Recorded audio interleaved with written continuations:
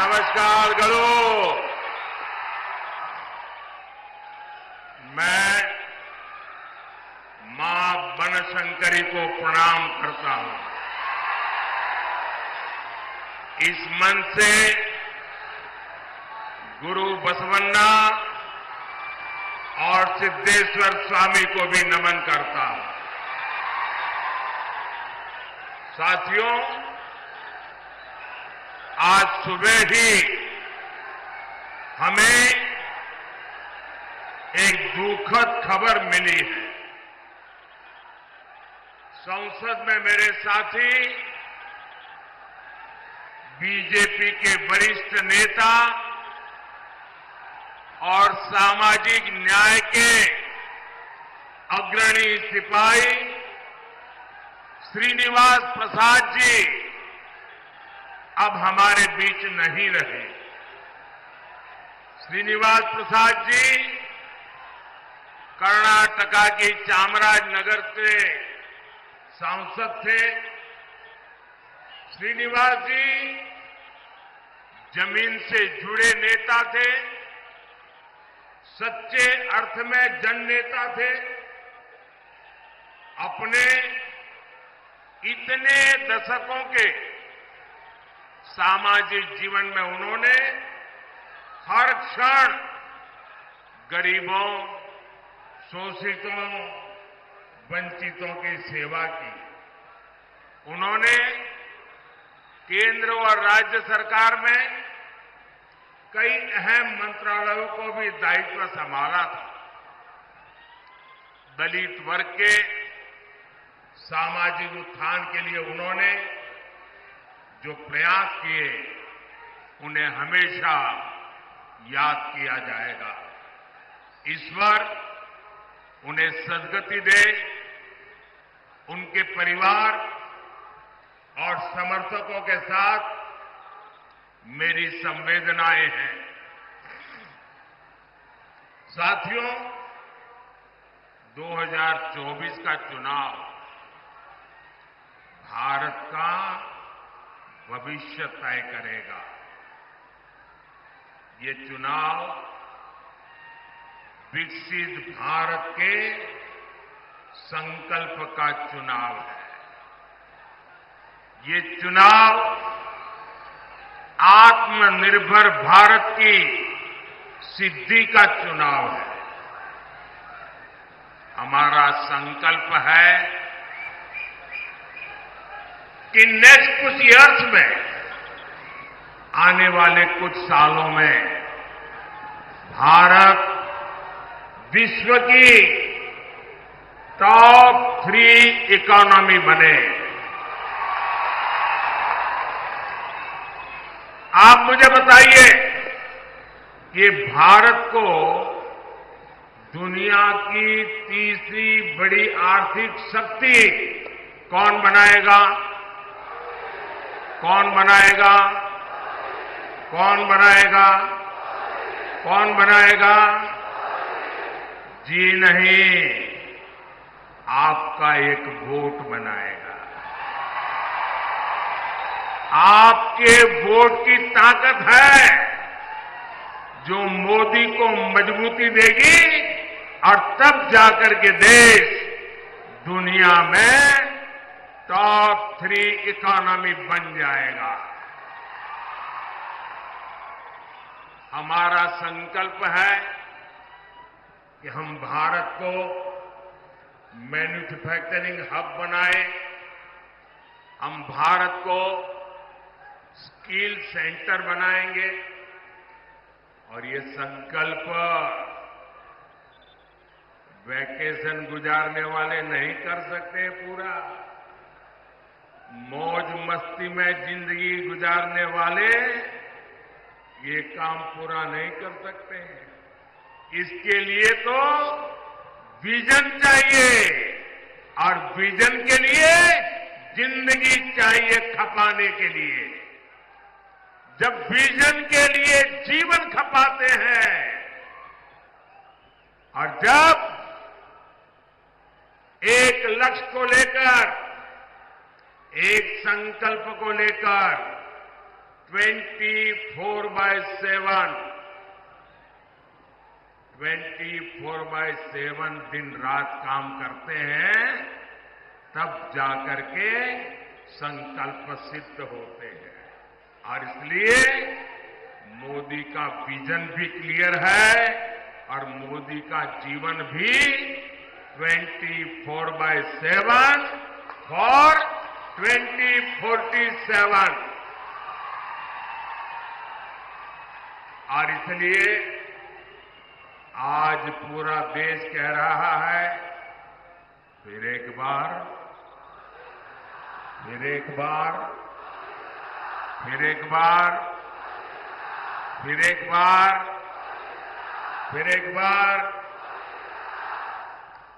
जरा एसपीजी वाले, ये बच्ची एक तस्वीर लेके आई है, कब से खड़ी रही है, उसकी तस्वीर ले लीजिए। बेटा, please write down your name and address.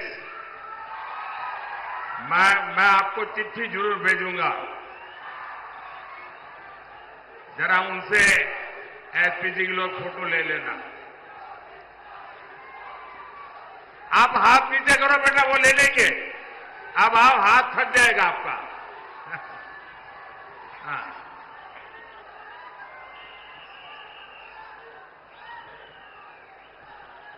अरे बाबा।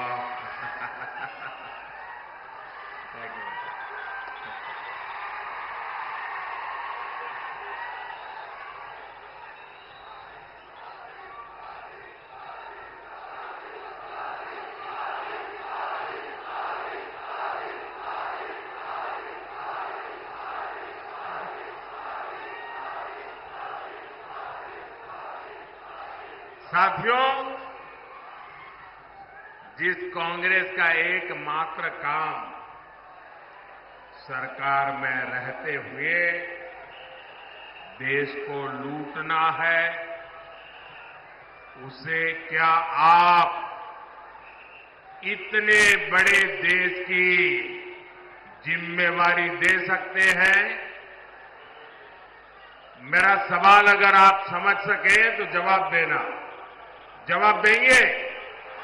जवाब देंगे? आप मुझे बताइए, जिस कांग्रेस का इतिहास देश को लूटने का रहा है, क्या ऐसी कांग्रेस के हाथ में अब हम इतना बड़ा देश दे सकते हैं क्या? कांग्रेस के हाथ में देश दे सकते हैं क्या? कांग्रेस ने 60 साल के अपने शासन में जो उनकी पहचान बनी है, वो उनके पापों के कारण बनी है। भाइयों और बहनों, कांग्रेस पार्टी ने यहां कर्नाटका को भी अपनी लूट का एटीएम बना दिया है। इतने कम समय में ही इन लोगों ने कर्नाटका का सरकारी खजाना खाली कर दिया। हालत ये हो गई है कि विधायकों को विकास के लिए मिलने वाली विधायक निधि का पैसा तक समय से नहीं मिल पा रहा है। और यहां के सरकारी कर्मचारी, मैं आपको अंदर की बात बताता हूं, क्योंकि भारत सरकार के पास इनकी अंदरूनी जानकारियां होती है, और मैं आपको चेतावनी चौंकाना चाहता हूं। वो दिन दूर नहीं है जब कर्नाटका सरकार यहां के सरकारी मुलाजिमों को पेमेंट तक नहीं दे पाएगी, पेमेंट तक नहीं दे पाएगी। आपके बच्चे भूखे मर जाए, ऐसी स्थिति ये लोग पैदा करके रखेंगे। जनहित की ऐसी कोई योजना नहीं जो कांग्रेस के भ्रष्टाचार का शिकार न हुई। और इसलिए तो देश के सभी अनुभवी लोग कहते हैं, इतिहास भी कहता है, कांग्रेस आई तबाही लाई। कांग्रेस आई तबाही लाई। साथियों, कर्नाटका में कांग्रेस सरकार नहीं चला रही है। कांग्रेस पार्टी यहां वसूली गैंग चला रहा है, वसूली गैंग चला रहा है। पूरी सरकार इसी प्लानिंग में लगी हुई है कि कहां से वसूली हो, खजाने में पैसा आए और उसको लूटकर अपनी तिजोरी भरें। हमारा कर्नाटका और बेंगलुरु, जिसे दुनिया में टेक हब पर जाना जाता है, टेक हब के रूप में पूरे विश्व में हमारे कर्नाटका ने देश का नाम ऊंचा किया। आज कांग्रेस सरकार ने ये टेक हब को टैंकर हब बना दिया, टैंकर हब बना दिया। पानी के लिए टैंकर माफिया लोग मनमानी वसूली कर रहे हैं और इसका भी कमीशन कांग्रेस के लोगों तक पहुंच रहा है। लेकिन कांग्रेस इतने से संतुष्ट नहीं है। ये लोग 2G स्कैम जैसा लाखों करोड़ के घोटालों वाला स्कैम करने के लिए सपने देख रहे हैं। आप मुझे बताइए, 7 मई को कर्नाटका को लूटने वालों को सजा मिलनी चाहिए कि नहीं मिलनी चाहिए? सजा मिलनी चाहिए कि नहीं मिलनी चाहिए? कांग्रेस के भ्रष्टाचार का हिसाब करना चाहिए कि नहीं करना चाहिए? चून चून करके कांग्रेस को साफ करना चाहिए कि नहीं करना चाहिए? करेंगे? पूरे कर्नाटका में कर देंगे, हमारे बागलकोट में भी कर देंगे, पूरे इस क्षेत्र में कर देंगे। साथियों, मोदी जनता के बीच अपना रिपोर्ट कार्ड को लेकर आता है। हमने कर्नाटका और उस क्षेत्र के लिए कितना काम किया, ये भी आपके सामने है। हमारी सरकार कर्नाटका में कई एयरपोर्ट बना रही है। इनमें से एक बीजापुर में भी तैयार हो रहा है। बागलकोट रेलवे स्टेशन को अमृत स्टेशन के रूप में डेवलप किया जा रहा है। बागलकोट से गुजर रहे नेशनल हाईवे को चौड़ा किया जा रहा है। इससे बादामी, पट्टदकल और आइहोले जैसे ऐतिहासिक जगहों पर पर्यटन को बढ़ावा मिलेगा। साथियों, पिछले 10 वर्षों में मोदी ने उस वर्ग की चिंता की है जिसे कांग्रेस ने बदहाली का जीवन जीने पर मजबूर कर दिया था। आज ये लोग बयान देते हैं और पता नहीं क्या क्या बोल रहे हैं। ये कहते हैं एक झटके में गरीबी हटा देंगे। अरे 60 साल हो गए, तुम कुछ नहीं कर पाए यार, ये क्यों ऐसे दावे मार रहे हो? सर, इनकी कई पीढ़ियां इस बात का गवाह है, बात में अपनी पूरी ऊर्जा लगाती है। लेकिन कांग्रेस हमारी योजनाओं को रोकने में पूरी ताकत लगाती है। हमने बागलकोट की इलकल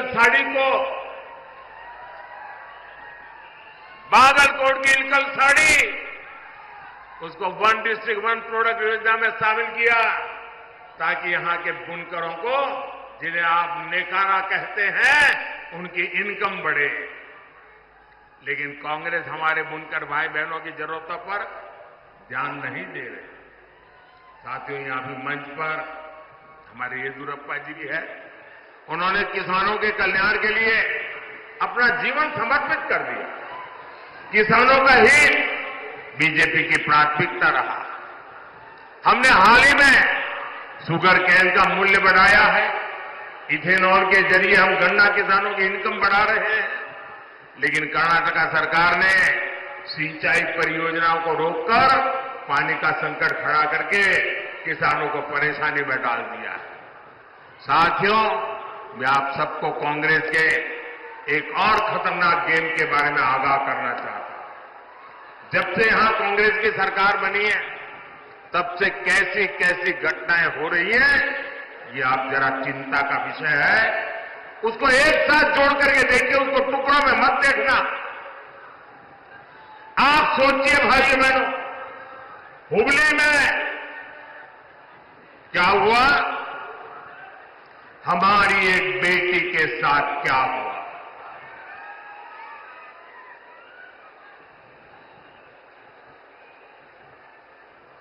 जहां शिक्षा का दाम है, हुबली में एक बेटी को एक के बाद एक चाकू के घाव मार दिए जाए, वो दृश्य देखकर हर किसी का दिल दहल गया।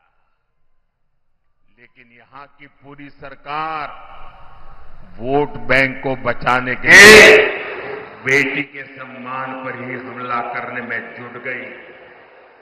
तुष्टीकरण के लिए कांग्रेस किसी भी हद को पार कर सकती है। साथियों, कर्नाटका में कट्टरपंथी ताकतें बेलगाम हुई है।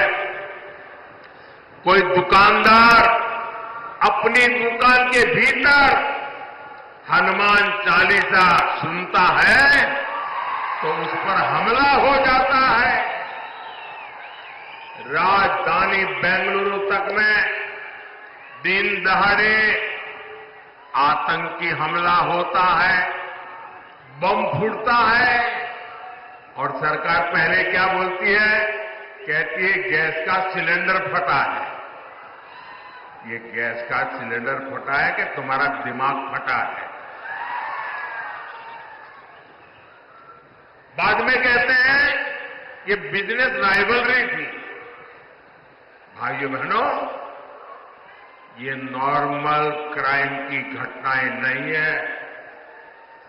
ये आतंकवाद की, कट्टरतावाद की मानसिकता है, और कांग्रेस सिर्फ वोट पाने के लिए इस मेंटालिटी को प्रोटेक्ट कर रही है, प्रमोट कर रही है।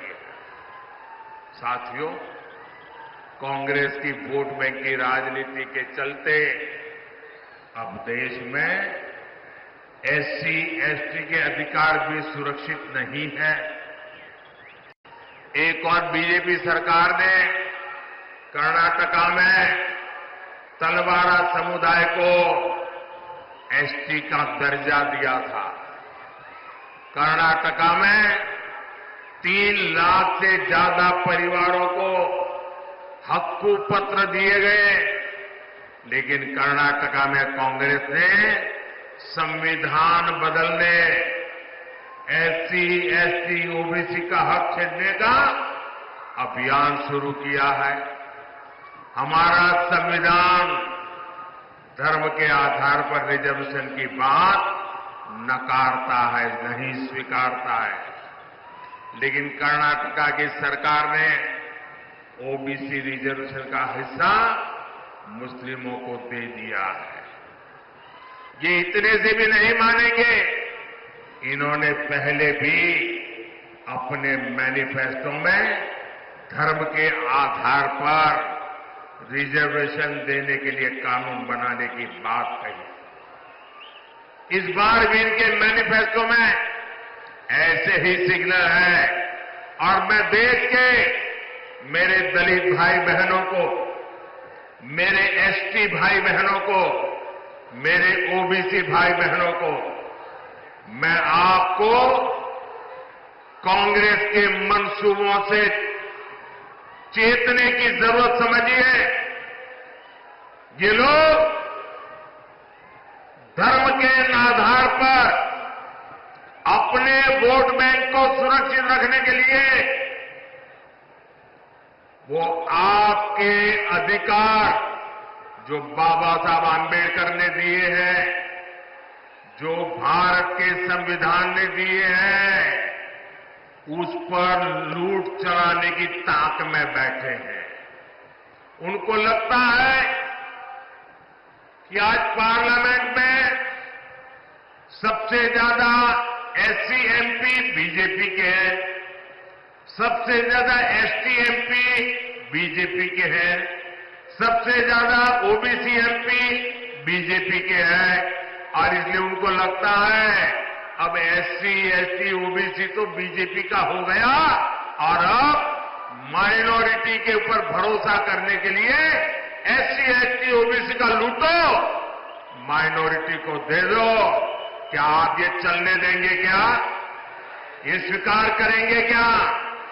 और मैं मेरे दलित भाई बहनों को, मैं मेरे आदिवासी भाई बहनों को, मैं मेरे ओबीसी भाई बहनों को आज गारंटी देता हूं, मैं कांग्रेस के ऐसे किसी मंसूबों को सिद्ध नहीं होने दूंगा। आपके अधिकारों की रक्षा के लिए, आपके आरक्षण की रक्षा के लिए मोदी किसी भी हद तक जाएगा, ये मैं आपको विश्वास दिलाता हूं। साथियों, आजकल एक और चिंता का विषय मैं आपके सामने रखना चाहता हूं। सोशल मीडिया का जमाना है, टेक्नोलॉजी का जमाना है और बहुत सी चीजें व्हाट्सएप पर, एक्स पर, सब पर आती रहती हैं और हम भी कभी देखे बिना फॉरवर्ड कर देते हैं। मैं सबसे पहले सोशल मीडिया के प्लेटफॉर्म पर काम कर रहा आया। अब दुनिया में भी सबसे ज्यादा फॉलोवर अगर किसी के हैं तो जो पहले 2-3 नाम है उसमें आपका एक मोदी है, क्योंकि मैंने इस ताकत का सदुपयोग किया, समाज से जुड़ने के लिए उपयोग किया, समाज की भावनाओं को समझने के लिए उपयोग किया, सही बात पहुंचाने के लिए उपयोग किया। लेकिन जो लोग चुनाव हार चुके हैं, मैदान खो चुके हैं, ये लोग इन दिनों टेक्नोलॉजी का उपयोग करके फेक वीडियो बना रहे हैं, आर्टिफिशियल इंटेलिजेंस का दुरुपयोग करते हुए मेरी आवाज में ऐसी भद्दी चीजें आजकल सोशल मीडिया में डाल रहे हैं कि बहुत बड़ा खतरा पैदा हो रहा है। और इसलिए मेरी देशवासियों की अपील है कि कोई भी फेक वीडियो आपको नजर आए, आप पुलिस को जानकारी दो, हमारी पार्टी को जानकारी दो, कानूनी लोगों पर कार्रवाई होगी और उनको सबक सिखाया जाएगा। ये देश का कानून किसी के साथ भी प्रकार के खेल खेलने की इजाजत नहीं देता है। मध्य प्रदेश में चुनाव था, अमिताभ बच्चन की आवाज में उन्होंने ऐसी खबरें चलाई, आखिरकार अमिताभ बच्चन को एक एफआईआर करना पड़ा, वो लोग सारे पकड़े गए। ये खेल बहुत बढ़ाया इन लोगों ने हताशा और निराशा में। और इसलिए मेरे भाइयों बहनों, हमें जागरूक रहने की जरूरत है। ये कोई भी फेक चीज आए उस पर भरोसा मत करना। दूसरी एक बात,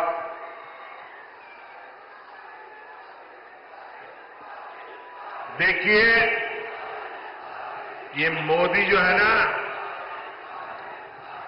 सीना तान करके आंख में आग मिला करके लड़ाई लड़ता है, पीठ के पीछे वार नहीं करता है।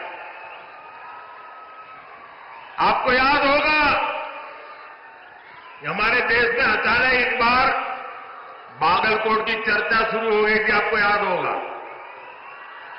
जब मैंने बालाकोट में एयर स्ट्राइक किया तो बहुत लोगों को समझ नहीं आया बालाकोट है कहां, तो बागलकोट को ही बालाकोट बांध करके यहां बम गिरे यहां बम गिरे चलाया, आधा पौना घंटा ऐसे ही चला। भाइयों बहनों, मैंने बालाकोट पर एयर स्ट्राइक किया, चोरी छुपे के नहीं किया, एयर स्ट्राइक कर करके प्रेस कॉन्फ्रेंस करके बताया कि आज हमने ऐसा ऐसा किया है और दुश्मन का इतना इतना नुकसान किया है। इतना ही नहीं, जब हमने एयर स्ट्राइक किया तो मैंने प्रेस को बुला के रखा था और फौज के लोगों को कहा था कि 11 बजे प्रेस को बताना है,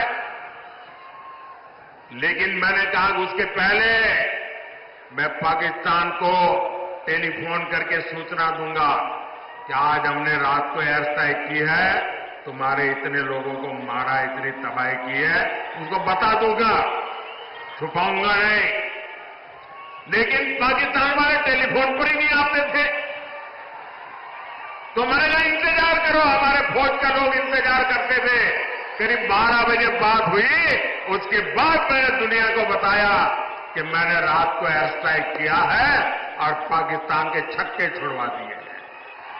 भाइयों बहनों, ये मोदी छुपाता नहीं है, न मोदी छिप करके वार करता है, जो भी करता है सामने से करता है, देश के लिए करता है। और आज भी जो लोग मेरे देश के निर्दोष नागरिकों को मारने की हरकत करेंगे, ये नया भारत है, घर में घुस करके मारेगा।